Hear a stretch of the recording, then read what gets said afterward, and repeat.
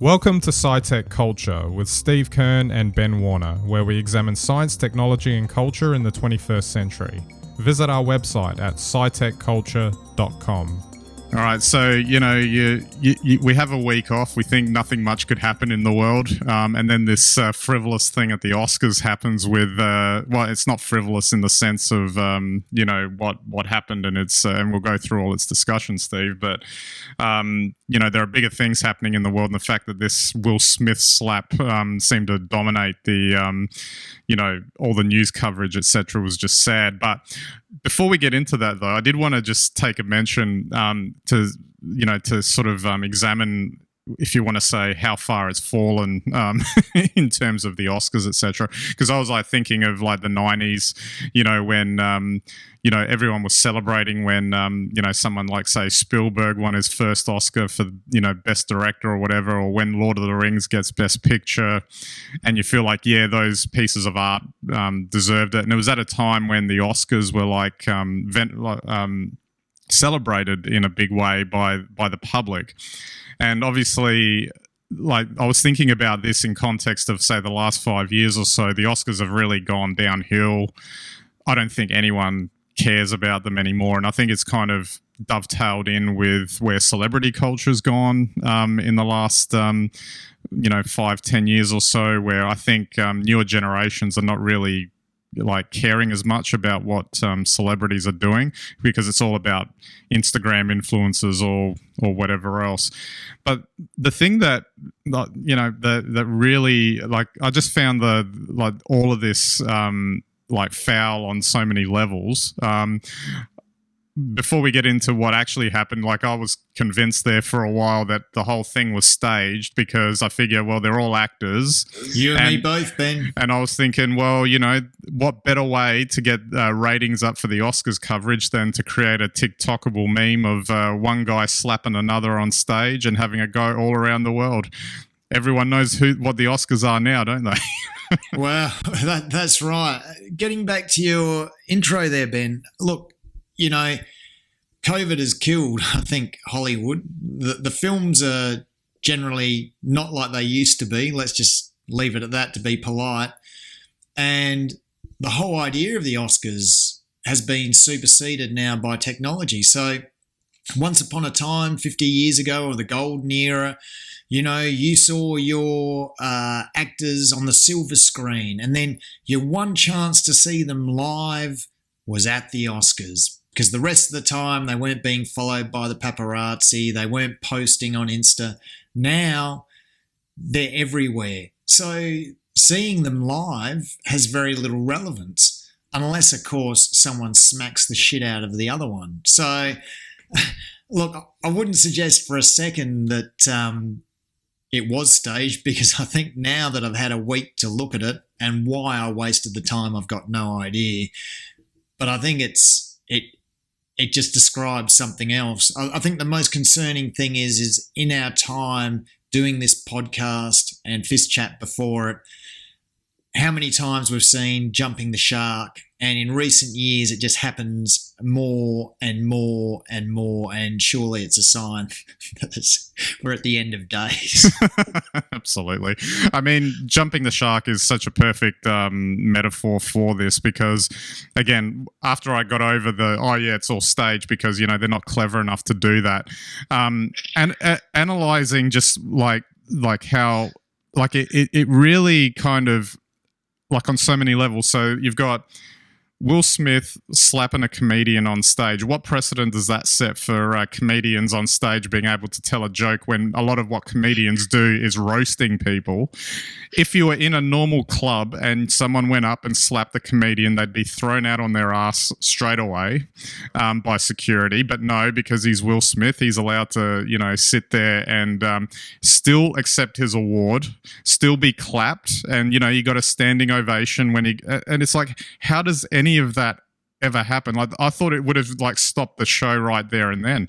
Look, I think the thing is if it was staged, they would have escorted him out straight away. I think that the actual protocols, if you look at the protocols behind the staging of the Oscars, the fact that if you go to the toilet, a fill-in sits in your seat, you only clap at certain times, etc., etc. I actually think that the performance of the show was so hardwired. They didn't have any capacity in the 50 minutes between him smacking rock and collecting his award to get him out of there, because you can't show that on TV. That would have looked worse, even though it would have been better. That's what I'm thinking. It would have been better television, setting aside how bad it all was. Look, if you weren't someone super special and you called out from your seat, I reckon you'd be ejected out of there within 30 seconds because their protocols are so tight. So I just kind of wonder that then the standing ovation Smith gets is because anyone who wins the award Smith wins gets a standing ovation. They couldn't change the script. So I think what we're seeing there is the complete fabrication of an evening, and probably the only real thing we saw was Smith whacking rock. Yeah, and this is, I guess this kind of comes down to pulling back that thin veneer that covers, the mystique of celebrity culture and what Hollywood's about, and in peering beneath the surface of what's actually going on. So in the sense it was staged in that way, like in the sense of what you were saying, not as in the incident itself was staged, but it just kind of, to me, highlights sort of like that dark underbelly of what's actually going on. It's ridiculous. Like they're all like privileged, entitled, elite people, backslapping each other at this event, which they've always done for forever and a day. How like a normal person, even if they felt bad about what they just did, they would actually go to the person and apologize in person. But no, instead what we get is a public apology on Instagram by Will Smith saying how sorry he is because he needs to show how great a guy he is to all his millions of followers. And it's like it just compounds. Like instead of, like, to me, I just feel like it snowballed worse as it went along, even beyond the slap. Well, I have to agree. I mean, look, I don't really want to analyse it too much, but the fact that Will Smith, whatever was going on in his head, didn't realise he was at the Oscars, didn't realise he was at live TV. He had probably 10 seconds to walk up and think about what he was going to do, but he was so hell-bent on whacking rock. That to me suggests that that's a person that has no awareness of the consequences or is not frightened by the consequences. Either way, that's a pretty serious indictment on his state of mind, and yet no one's mentioned it.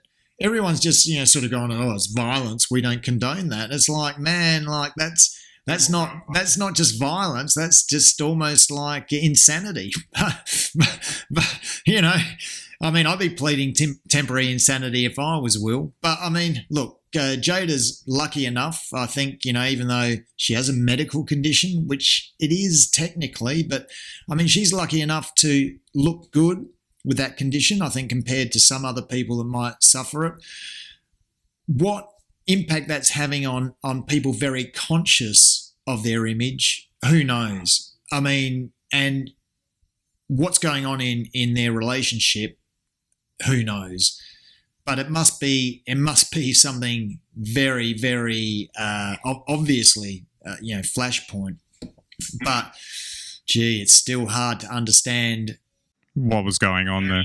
Yeah, look, if Chris Rock had been standing within arm's length and had said it in a group of people and he whacked him, I'd probably actually understand that. I don't understand it when you have the time to think about it, stand up, walk over, hit him, and then walk back, sit down, and then have 51 minutes and come back and tell everyone what a great guy you are.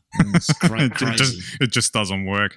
I mean, it's not as if, comedians roasting celebrities at award shows is a new thing anyway. I mean, I was just thinking of all the times Ricky Gervais was hosting the Golden Globes, who did, if you're going to say it, far worse jokes, against people, and no one went up and, slapped him in the face. There's also the thing, well, what happens if Chris Rock was twice Will Smith's size? Would he still have done it?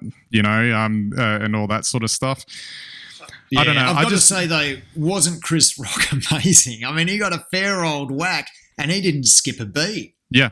I I was pretty impressed actually at that. That is showmanship. So for what it's worth, Chris Rock, you're a legend. I don't think you deserved a whack, mate. So, yeah, exactly.